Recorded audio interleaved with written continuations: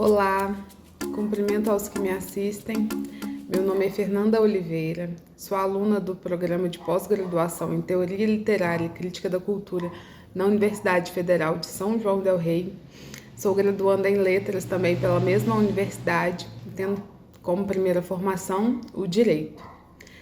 Começo agora a apresentar a minha pesquisa, intitulada de O Princípio da Afetividade como um mecanismo de combate ao discurso conservador da família tradicional brasileira, a formação de novos modelos culturais.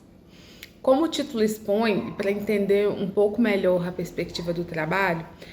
eu faço uma análise do princípio da afetividade como um possibilitador da formação de novos modelos culturais. A ideia de modelo cultural vem do teórico James Polgy e ele traz a ideia de que esses modelos culturais são certos conjuntos de crenças, valores e práticas que são compartilhadas por determinados grupos sociais e que influenciam a forma como seus membros percebem e interagem com o mundo. O Gui vai argumentar que os modelos culturais são fundamentais para a compreensão de como as pessoas aprendem e se desenvolvem dentro de diferentes contextos sociais e como esses modelos culturais fornecem um quadro de referência, que guia as ações e as interpretações das pessoas. Ele aborda também que os modelos culturais são transmitidos através da linguagem, das interações sociais e das práticas culturais. Ou seja, para ele, os modelos culturais são essas construções sociais que vão moldar como as pessoas percebem e interagem com o mundo. Entrando então no meu trabalho, que nasceu dessa percepção de que nos últimos anos, sobretudo no âmbito da política nacional, muito se falou na manutenção da família tradicional brasileira como um padrão ideal, aceitável a ser seguido, E isso vai de encontro ao que Maria Berenice Dias fala sobre a família, que sempre que a gente pensa em uma família, ainda vem na mente aquele modelo convencional, envolvendo um homem, uma mulher, unidos pelo matrimônio, com o dever de gerar filhos, E na contramão desses discursos, o judiciário brasileiro vem reconhecendo o valor do afeto como definidor das relações familiares, portanto, vem abrindo portas para a formação de novos modelos culturais, uma vez que a recomposição das famílias impõe essa necessidade de reconhecimento da pluralização do conceito, incluindo essas mais diversas formações. No trabalho, eu começo a partir da perspectiva de Benjamin Weck sobre a origem do termo família, a partir do latim, e como esse conceito veio evoluindo, abordando sobretudo como que historicamente a família sempre foi vista como uma instituição sacramentada, atravessada pela ideologia patriarcal, constituída através do matrimônio, a demonstrar que essa ideia conservadora que ainda atravessa o conceito é produto de uma obra histórica que vai instituir essa família tradicional como um modelo cultural. Partindo pelo âmbito jurídico, eu abordo a evolução do que temos como família a partir do Código Civil de 1916, que é fortemente marcado pelo modelo conservador da família, que mantinha a figura do marido como chefe de família, que ele era o representante legal da família, a quem cabia administrar todos os bens da família, prover o sustento. Cabia a ele também até a função de autorizar a esposa a trabalhar. A esposa essa que exercia a função de mera auxiliar do marido, e isso era juridicamente regulamentado. E aí, dando um salto no tempo, eu aponto que foi a partir da Constituição Federal de 88 que certas mudanças foram iniciadas, E é a partir dela que o termo família foi começando a ser desconstituído dessa forma rígida e patriarcal, sendo ampliado, esse espaço para essas novas significações. E assim, no Código Civil de 2002, seguindo a linha dessa Constituição de 88, foram introduzidas novas mudanças também no direito de família, em que foram excluídas algumas formas de preconceito e segregação, como, por exemplo, foram substituídos os termos filiação legítima por filiação, filhos adotivos e legitimados se tornaram apenas filhos, A figura dos chefes de família foi suprimida do ordenamento, a demonstrar, né, esse caminho em prol da igualdade dos gêneros e dos cônjuges, né, dentro do vínculo matrimonial. E daí eu começo a problematizar o assunto, uma vez que mesmo depois de mais de 20 anos da promulgação desse código,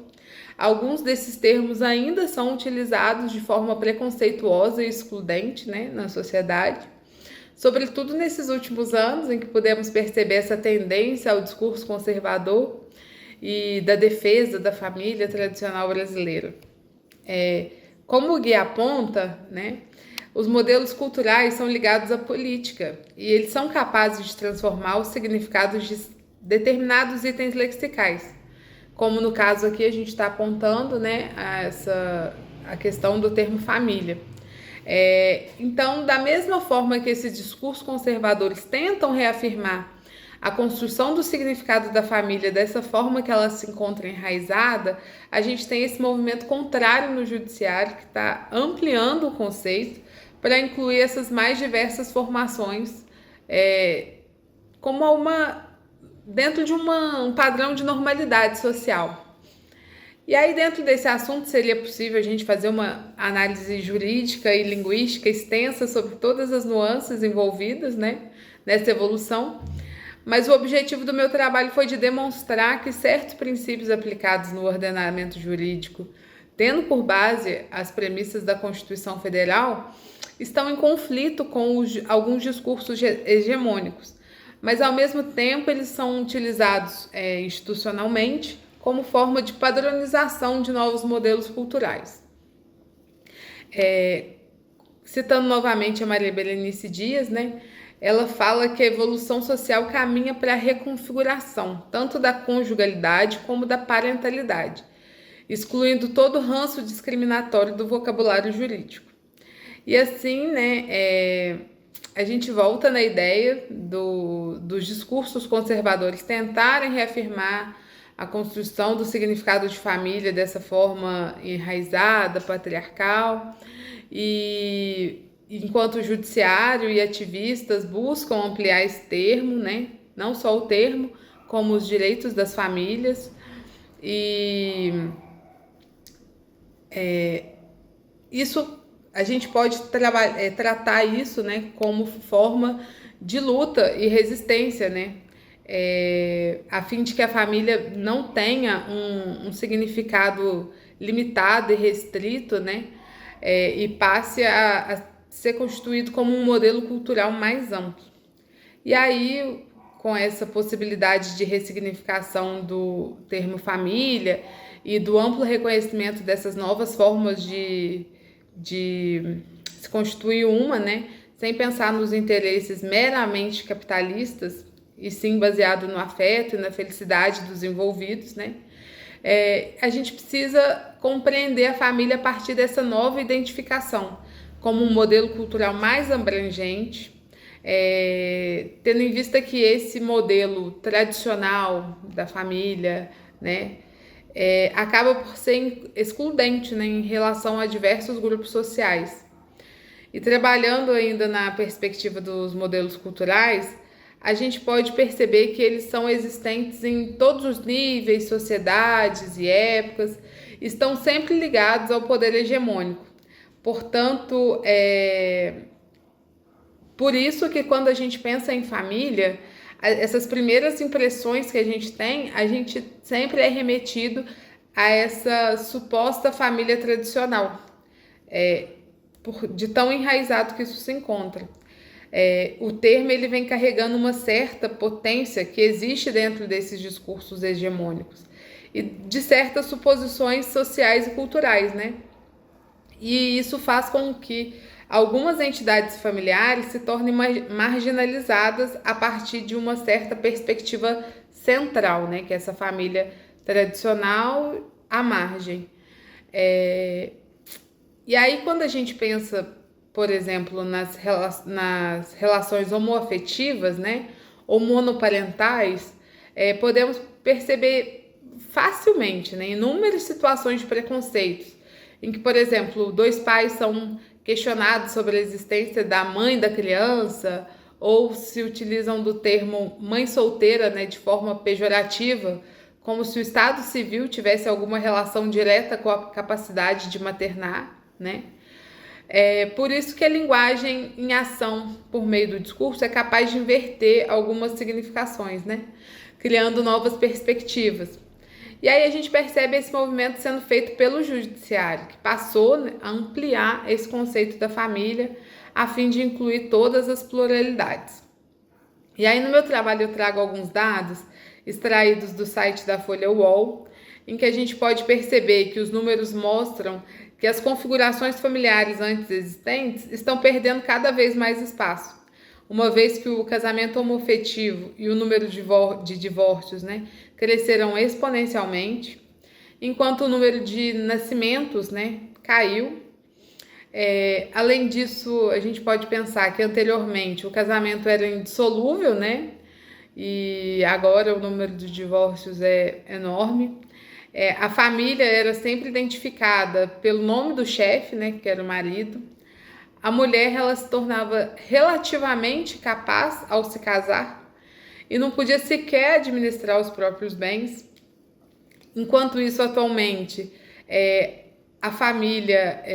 constituída por mulheres e seus filhos é maior do que as famílias constituídas por homens e seus filhos, trazendo a ideia de que as mulheres atualmente ocupam muito mais o espaço de chefe da família. Temos ainda também que a procriação deixou de ser uma obrigação, né, e passou a ser uma escolha individual, um planejamento, o que fez com que diminuísse o número de nascimentos. Até mesmo, né, o tempo de duração do casamento até o divórcio diminuiu, demonstrando que as pessoas não estão mais preocupadas com a manutenção do casamento acima de tudo,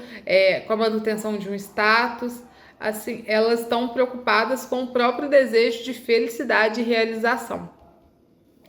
E esses dados vão demonstrar que, socialmente, o que temos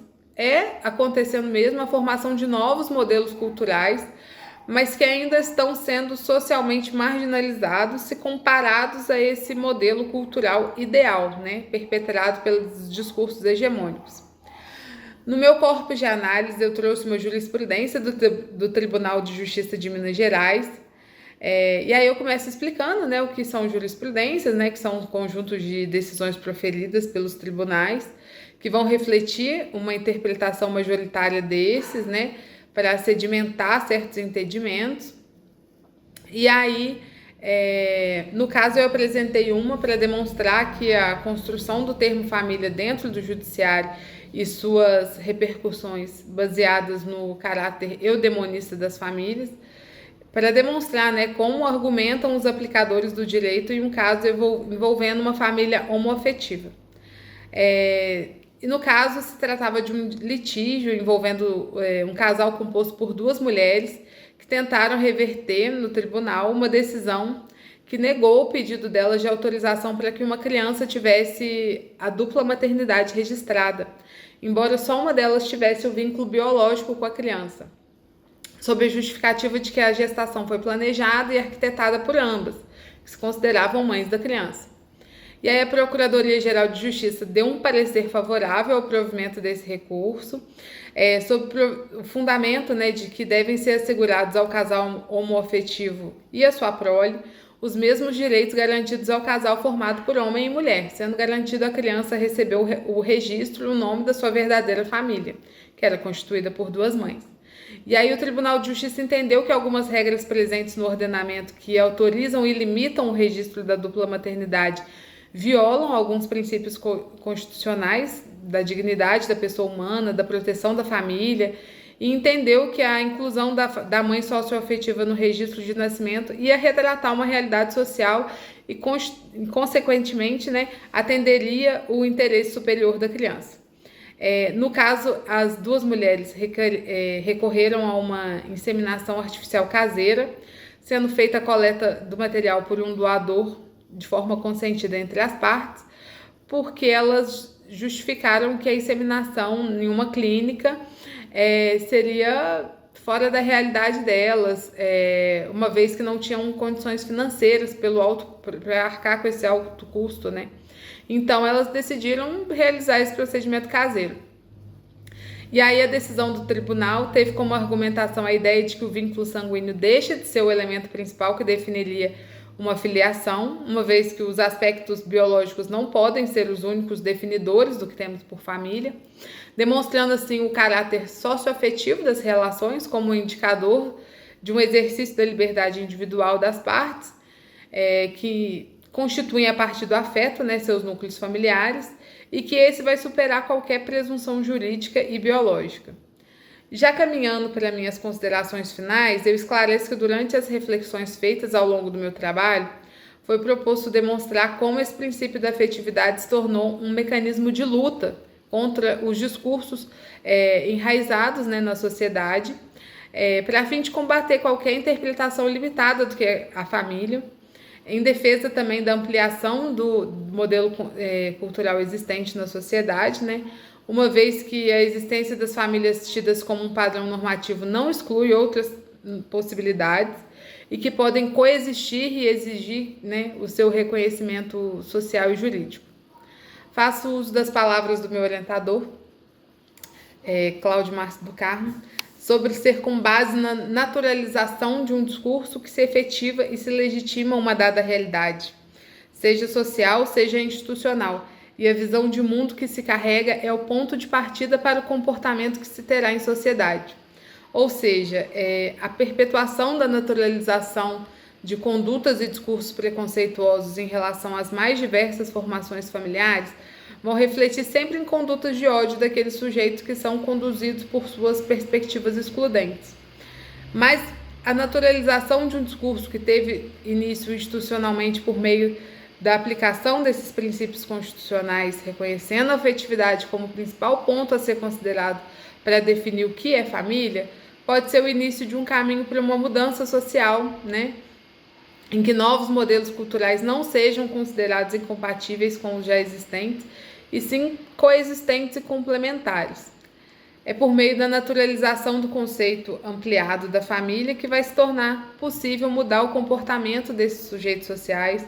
em busca de garantir um direito constitucionalmente definido como objetivo da República Federativa do Brasil, ou de constituir uma sociedade livre, justa e solidária.